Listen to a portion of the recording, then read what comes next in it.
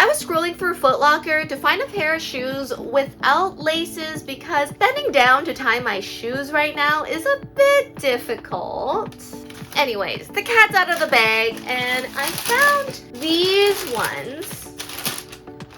Now, at first, when I was looking at the sides of the shoe, I was like, oh, like online on the photos, and like this is actually a really nice white sneaker and probably comfortable too because they are Air Jordans. I haven't tried them on yet, but then when I saw it on the website and just flipping through the photos, I was like, wait a minute. What's that? Like, why did they put the tag on top of the shoe? Well, my husband thought about like maybe it was because they just made a mistake and put the label on the outside instead of on the inside. But then on the website, actually on this particular shoe, they even said the elongated tongue label is inspired by the original Air Jordans. But I looked everywhere for the original Air Jordans and none of the shoes have the tongue tag at the top of it. So if you have seen it, could you comment and let me know which original Air Jordans that the website is talking about? Because is this hideous or is it not? I mean, I do have to try it on. I did get it in a size 7.5. Now, most of my Nike shoes that I have tried so far with my bunion is 7.5, except for my Air Force Ones. I'm actually usually a 7 anyways with all the shoes before my bunion. They were all 7s. Now I'm like 7.5-ish, but because the Air Force Ones do fit really comfortably and a little bit wider, those are bunion friendly shoes. These ones, just by looking at it, it's a little bit narrow, but we will try them on. I usually do like a bunion friendly test, but I guess also now I can call it the bunion friendly pregnancy swollen test as well. So let's go. Okay, so they are very easy to slip on. Like you get more room if you unbutton these, but they are very difficult to button back once your foot's in there. So then when I slid my left foot in this shoe, I just like didn't even worry about it, but this button pinched the side right here. But bunion friendly wise, they do fit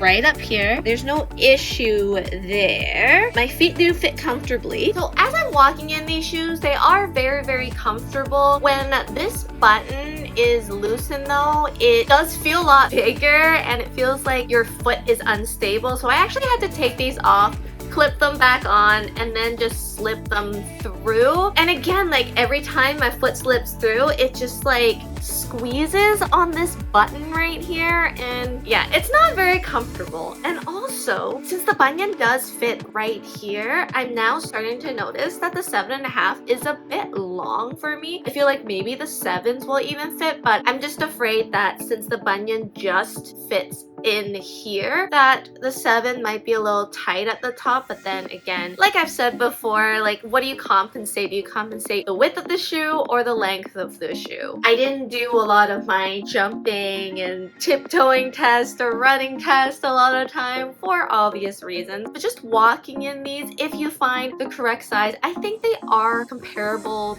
to Air Force One's comfortability, but the sizing is a little bit different also according to how the size of your bunion would be, or if you're watching and happen to be pregnant, how pregnant you are, how swollen your feet are. So there is that as well. Now let's try this shoe on with the outfit I'm wearing right now. Okay, so just putting this shoe on and off. I mean, it looks really nice. The dress looks really nice with the shoe, but yeah, this button is really annoying. Like it just kind of hurts every time you put your shoe on. And then staring down at this label where it just says Nike Air, made in China, and then oh, actually you're looking at it like this. So it says Nike and the swoosh name and logo are trademarks and your guarantee of quality swoosh. Yeah, that's what you're staring at if you look down at your feet.